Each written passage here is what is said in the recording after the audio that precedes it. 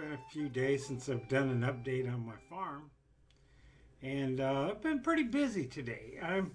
Trying to build a I'm trying to build a pen for my new chickens because they're going to be too young to be mixed in with the older chickens. They'll be picked on, so I need to get to the right size so that they can be integrated into the flock. So I'm dismantling my old pheasant cage because I decided I'm not going to get pheasants. I've read up on them, and there's a lot of things I need to do that I'm not willing to, take all that time. I do, however, plan on raising turkeys in that area. I'll build a different pen there for turkeys eventually, maybe, and maybe I'll decide not to do that too. Who knows? But for right now, I'm working. So I've been dismantling the old one, taking pallets apart to get extra lumber, and I've got plenty of fencing wire to finish the job. So we'll just watch a video of my farm today and the many things I've got going on, and then I'll close out the video after that. Here comes the chickens, because I just dumped waste from the rabbitry. See, a lot of this area right here was all barren area spots because this ground is real sandy. And there's my kitty coming up here. That's Yomer. But I take wagonfuls of rabbit waste and I throw it out here, and the chickens will come out there and they'll spread it out for me. They're waiting, they're going to spread it out. There's Hill up there. But and that way I can green up my yard. Probably need to put some over here too. But yeah, that's what I do. It really works. I need to work on that spot there a little more. I got more rabbit waste to get today yet.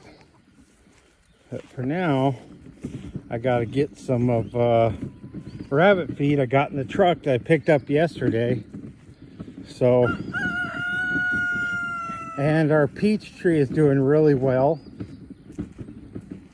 as you can see here. That's our peach tree we planted last year. Man, it's really green this year.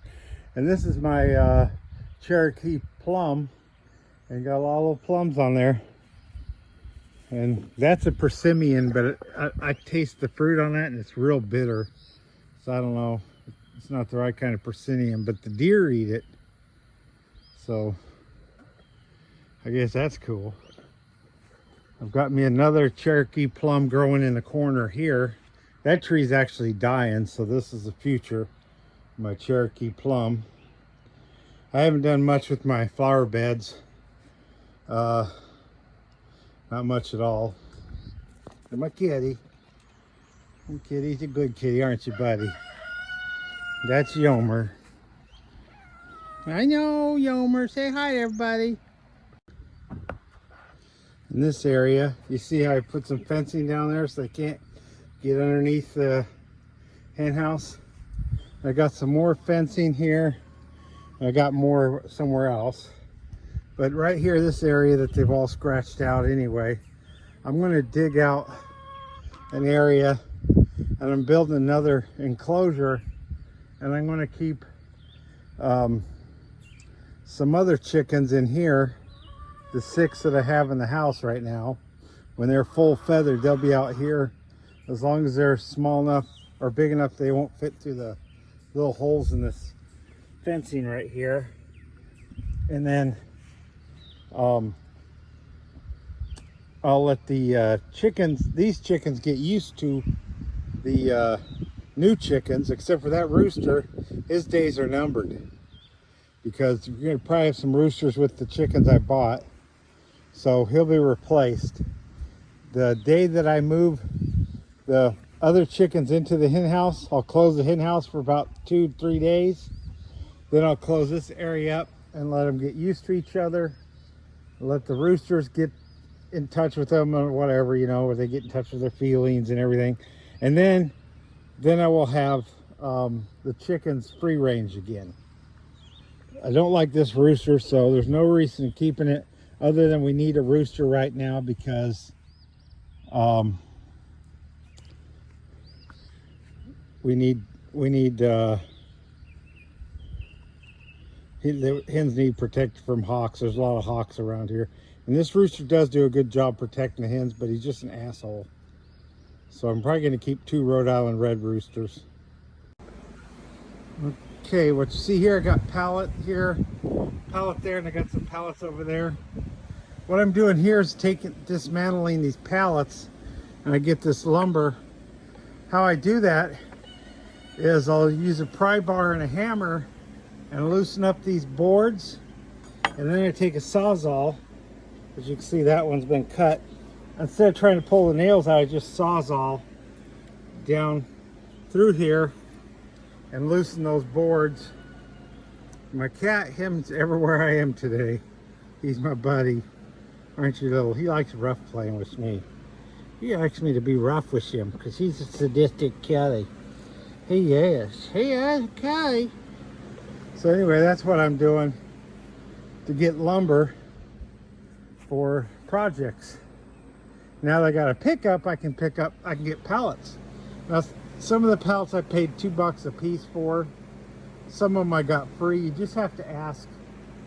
You see pallets behind the business, just ask the business. Sometimes they'll give them to you. Sometimes they're saving them for something so you can't have them. If someone's already contracted to take them or something. And sometimes you can just get pallets for free. I got 4 really nice pallets for free, and I paid for 3 of them. So I already got 2 of them I took apart already, and so I'm working on the 3rd one, and I got a few more. My sawzall's a Ryobi, so it runs out of juice pretty quick. Got the fans going on the rabbits, got it hooked up to a timer. Let me show you that. Go up in here. You see the timer right there? The extension cord's going out there. Got a timer on it, so I don't have to. I always forget to.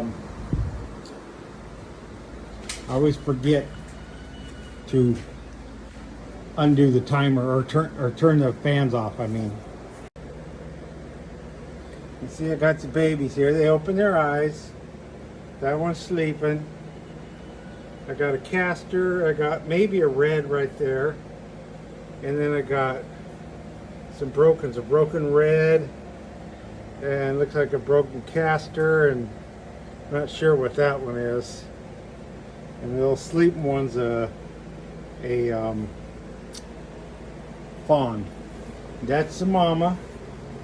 She's a good mama. She's a harlequinized castor, which is not a showable color, but she can produce showable babies. This one is the daddy. He likes being daddy, don't you? You do. He's my little buddy. My little buddy. That's Barian. Yes, he's a good boy. Barian, got their names, Gladriel. Got Glorfindel and Gil-galad and Yavanna. I might sell Yavanna. And this is Erwin. Hi, Erwin. She's a beauty. I'm going to breed her with Gil-galad. And this is Vanna, Yavanna's daughter. But I'm not sure if I'm keeping her. I might keep one of her brothers instead. So you can see, I didn't show you all I'm doing because I'm dismantling the old pheasantry that I had built. And scuttling that to make another cage. It's not going as well as I hoped. The support thing that I used, which used to be a tarp for one of my art shows, it's kind of falling apart. So, but I'm getting, just, you know, I'll have all the pieces up there so that I can build it and have a door to go in, have an area that's covered, protect them from the elements of rain and all that. maybe not necessarily a hen house, but because we're getting summertime here, so it's already summer here. It's it really is. I mean, it's 80 degrees every day. It hasn't got to the 90s, but I do have water bottles in the freezer for when it does get into the 90s, which could be any week now. Today we're going to get in the 80s. Tomorrow we're supposed to get in the 80s late in the afternoon. So I got the fans hooked up to the timer, so they'll stay on the timer until mid-September, October. Then I'll shut that system down once I go by the temperature. When it gets to 80, I like to have the fans on. When it's 80 consistently day after day. When it starts getting cooler and it's only 80 a few days, I'll turn it on maybe 1 or 2 days. But I keep it on the timer throughout the summer. And I just leave it on there, rain or shine, all summer long. And I always look at the weather app every day when I have breakfast in front of the TV and watch the news and see what, cook breakfast and then, drink my coffee, watch TV, the news, and look at the weather on the news and determine whether I need to bring water bottles out to them. Now, last year I used the smaller bottles. I don't have any around, so I really don't drink that many of them. But, the kind you get in the convenience store and the checkout line bottles, the little plastic. I'd fill those with water, but they don't stay frozen all day. So I found that by getting the 2-liter bottles of soda and then filling those up to about leave that much air at the top and freeze them solid. And they'll stay frozen all day, and the rabbits, if it's real hot, they'll sleep up against it, lay up against it, cool off. Some of them will drape their whole bodies over them, and some of them don't even use them, but they'll keep cool air as a fan blows the air through their cages. The cool air will come off of the bottles and help cool them down.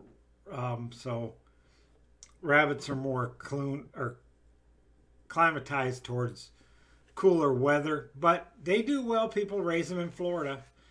Barry and I bought from Florida. And I actually look towards Florida when I buy rabbits now. So I know my rabbits are heat tolerant. I've lost 2 rabbits last year to the heat spell last summer. So, I want to raise rabbits that are more inclined to be able to handle the heat. The 2 new rabbits I got were from North Carolina, so I hope they do all right. And that would be Galadriel and Gil Galad. And actually, I mentioned this in a video about Erwin. Erwin is actually related to Glorfindel. Glorfindel is Erwin's grandfather. So I bought it from someone else. I looked at the pedigree and, oh, shoot, that's related to my rabbits. I had sold this lady a rabbit last year, and I bought a rabbit from her a few months ago, and she had bred the rabbit I sold her, and it doesn't really matter. She's not going to breed back to Glorfindel's line because she's a new line that I started. Now that my wife doesn't have the long-haired rabbits anymore, I have room to raise more colors of Rex. I raise only Rex rabbits, but Rexes have a lot of colors. But, each breeding pair, you're going to have cages. You get a breeding pair of rabbits, 2, that's 2 cages for each rabbit. You really don't want to keep them together. They will end up fighting as rabbits do get territorial. So, you have to have at least 4 cages if you're going to breed for every 2 rabbits you breed. So, and every rabbit I have a purpose for breeding because I show rabbits and I'm a rabbit breeder. So, that means that, for every rabbit, it said 2 rabbits, you need 4 cages. So let's see, for every rabbit, you need 2 cages. So if I got 10 rabbits, I need 20 cages.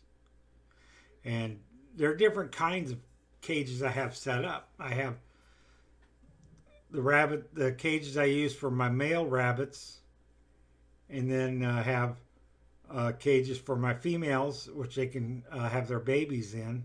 I have 4 of those that are nesting cages, and then I have 4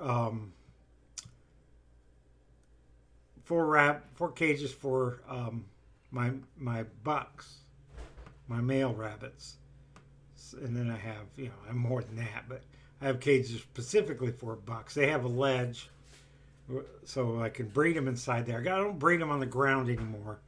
I have wild rabbits out here, and this part of the country, the wild rabbits have a disease, and so you don't want them on the ground. If a wild rabbit pooped anywhere near there, and that disease can be on the ground and get on your rabbits. And then once one of your rabbits has it, all your rabbits, it's called RHD something. So you don't want your rabbits to get that disease. So I no longer let my rabbits play on the ground anymore because of that. So they do have to stay in their cages all the time now, unfortunately. But that's the way it is. And one of these days I will build a rabbit run and have it double fenced so that wild rabbits never get anywhere near it, and sterilize the ground. And then perhaps I could let my rabbits play on the ground, because I know Glorfindel loves playing on the ground, and he's getting retirement age, and I'll probably breed him a couple more times. But I need a new set of reds to further on that line, and then I'm starting my otter black line, and who knows, in the future I may start some more lines.